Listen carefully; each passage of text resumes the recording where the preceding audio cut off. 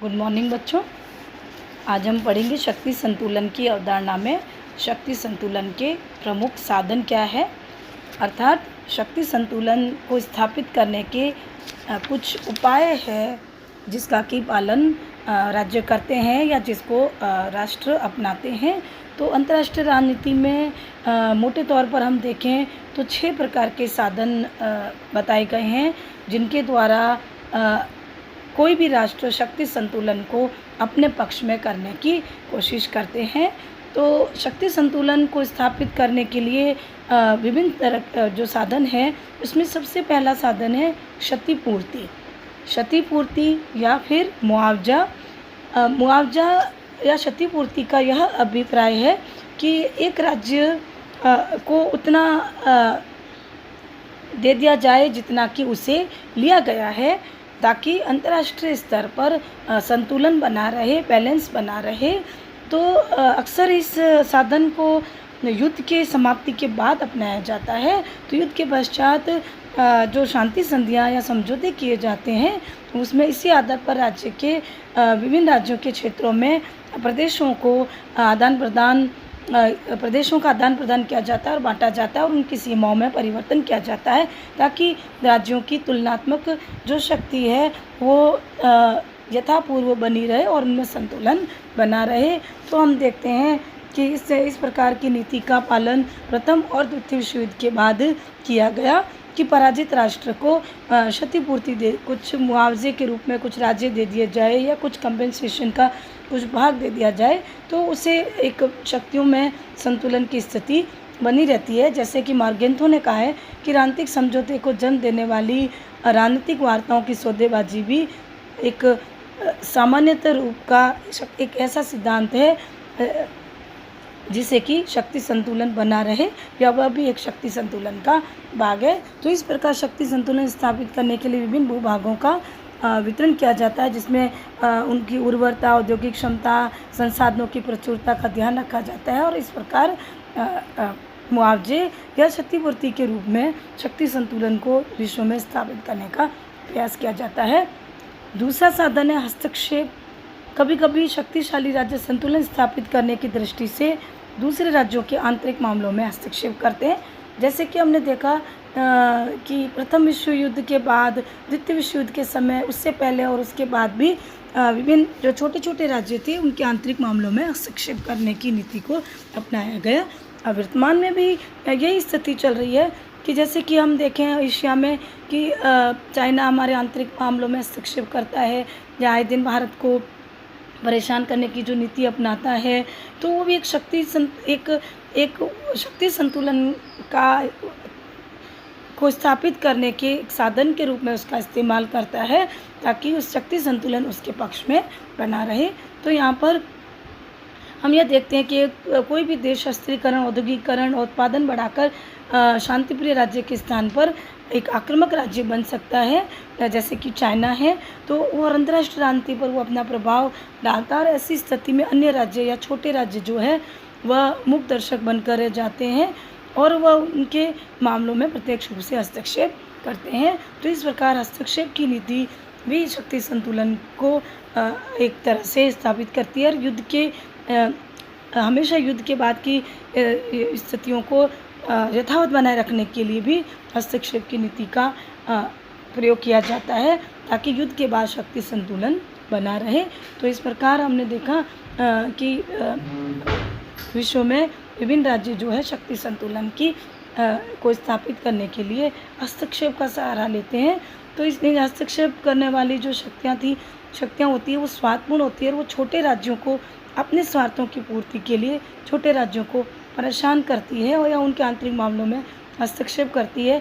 और यह हस्तक्षेप यह कहकर किया जाता है कि यथापूर्व स्थिति को बनाए रखने और शक्ति संतुलन को अपने पक्ष में करने के लिए यह ज़रूरी था।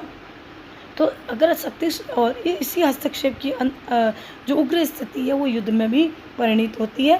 कहने का तात्पर्य है कि अंतिम रूप से शक्ति संतुलन स्थापित करने के लिए युद्ध का सहारा लिया जाता है। तो युद्ध को भी शक्ति संतुलन का एक साधन बताया जाता है। तीसरा साधन है मध्यवर्ती राज्य, बफर स्टेट। एक शक्ति संतुलन की स्थापना के लिए राज्य ऐसा तरीका अपनाते हैं, एक मध्यस्थ राज्य का, एक तटस्थ बफर राज्य का, जो कि बहुत कमज़ोर और जो दो बड़े देशों के बीच में स्थित हो और जो मित्र देश नहीं हो, ताकि वो दो महाशक्तियों के बीच में एक शक्ति संतुलन की स्थापना का काम करे। तो ये मध्यवर्ती राज्य ऐसे होते हैं जो बड़े राष्ट्रों के बीच, जो मित्र राष्ट्र नहीं है, उनको अलग रखकर उनमें किसी प्रकार के युद्ध की गुंजाइश को समाप्त करने का काम करते हैं। तो इस प्रकार अगर हम एग्जाम्पल के तौर पर पढ़ें तो द्वितीय विश्व युद्ध के बाद विश्व में जो दो शक्तिशाली गुटों में बंट गया था, अमेरिका और सोवियत संघ में, उनके भी शक्ति संतुलन स्थापित करने के लिए भी मध्यवर्ती राज्य या तटस्थ राज्य का महत्व बढ़ गया था, जो कि उन दोनों के बीच में एक अवरोधक का काम करे। तो इस प्रकार हम देखें कि मध्यवर्ती राज्य दो शक्तिशाली राज्यों की बीच संतुलन स्थापित करने के लिए एक तरह की एक पादक अवरोधक का काम करता है। तो ये मध्यवर्ती राज्य किसी भी प्रकार का हो सकता है, जिसमें तटस्थ राज्य जैसे स्विट्ज़रलैंड जैसा राज्य, अन्य उपग्रह राज्य जैसे पूर्वी यूरोप के राज्य थे, गुटनिरपेक्ष राज्यों को भी हम तटस्थ राज्यों में ले सकते हैं। तो इस प्रकार प्रथम विश्व युद्ध और द्वितीय विश्व युद्ध के बाद इन तटस्थ राज्यों का महत्व, जो एक मध्यस्थ राज्य के रूप में थे, उनका महत्व बढ़ गया था। चौथा उपाय है, साधन है शस्त्रीकरण की नीति। शस्त्रीकरण मार्गेंतो के अनुसार शस्त्रीकरण के द्वारा भी राष्ट्र शक्ति संतुलन स्थापित करने का प्रयास करते हैं। तो अस्त्र शस्त्रों के द्वारा भी अपनी शक्ति को बढ़ाकर भी राष्ट्र शक्ति संतुलन स्थापित करने का प्रयास करते हैं। तो जब कभी कोई राष्ट्र अपनी सैन्य शक्ति को बढ़ाता है तो वो तब उसका सामने का जो प्रतिद्वंदी राज्य है वह भी इसमें बराबर आने के लिए अपने शस्त्रों को बढ़ाने का प्रयास करता है। तो शस्त्रीकरण की यह होड़ यद्यपि शक्ति संतुलन की स्थापना करने के नाम पर की जाती है, तथापि इसके कारण शक्ति संतुलन जो है वह कई बार गड़बड़ा भी जाता है। तो द्वितीय विश्व युद्ध के बाद अमेरिका और सोवियत संघ में जो शस्त्रीकरण की होड़ लगी थी वो कुछ ऐसे ही थी। तो शस्त्रीकरण से हमेशा एक अस्थिर शक्ति संतुलन का जन्म होता है, जो कि विश्व के लिए घातक है। इसलिए राज्य अक्सर निशस्त्रीकरण के लिए प्रयासरत रहते हैं। तो हम यहाँ इसके साधन में शस्त्रीकरण और निशस्त्रीकरण दोनों को पढ़ेंगे बच्चों। इसमें आप शस्त्रीकरण और निशस्त्रीकरण दोनों लिखेंगे हम। तो निशस्त्रीकरण के द्वारा भी राज्य जो है वो शक्ति संतुलन का प्रयास करते हैं। ऐसा माना जाता है कि निशस्त्रीकरण के द्वारा एक स्थिर शक्ति संतुलन का जन्म होता है। तो निशस्त्रीकरण की समस्या जो शक्ति संतुलन से भी अप्रत्यक्ष रूप से जुड़ी हुई है, जो विश्व में एक तरह से युद्ध को समाप्त करने का प्रयास करती है। पांचवा साधन है विभाजन और शासन करने की नीति। विभाजन और शासन करने की नीति मतलब कि जो राज्य है शक्ति संतुलन को अपने पक्ष में करना चाहता है, वो अपने शत्रु पक्ष के साथी राष्ट्रों में या उसके मित्र राष्ट्रों में एक प्रकार से फूट डालने का प्रयास करता है, ताकि उसके शत्रु आपस में मिल न सके, उनमें फूट रहे, भेद रहे और वो कमज़ोर बन जाए। तो विभाजन करो शासन करो की नीति का प्रयोग उन्हीं राष्ट्रों द्वारा किया गया जिन्होंने अपने विरोधियों को विभाजित करने और उनको निर्बल बनाए रखने का प्रयास किया। तो इस प्रकार विश्व में इस प्रकार की नीति को महत्वपूर्ण रूप से अपनाया गया, ताकि शत्रु राष्ट्र जो है वह कमज़ोर बन जाए।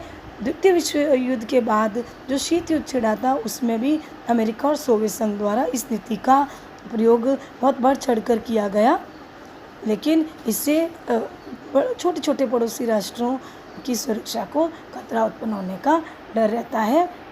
छठा साधन है मैत्री संधियाँ। मैत्री संधियाँ भी शक्ति संतुलन की स्थापित करने का मुख्य आधार रही है। तो राज्यों में जो संधि होती है विभिन्न राज्यों में, वो भी शक्ति संतुलन स्थापित करने का एक आधार होती है, चाहे वो संधि क्षेत्रीय विस्तार की हो, चाहे विश्वव्यापी हो, चाहे वो रीजनल हो। तो इस तरह की शांति संधियों के माध्यम से या मैत्री संधियों के माध्यम से भी शक्ति संतुलन की स्थापना का प्रयास किया जाता है। जब कोई एक राज्य अन्य राज्यों की तुलना में शक्तिशाली होने लगता है तो अन्य राज्य भयभीत होते हैं और ये भयभीत राज्य आपस में मैत्री संधियाँ करने का प्रयास करते हैं ताकि सामने वाले राज्य की शक्ति को कम किया जा सके।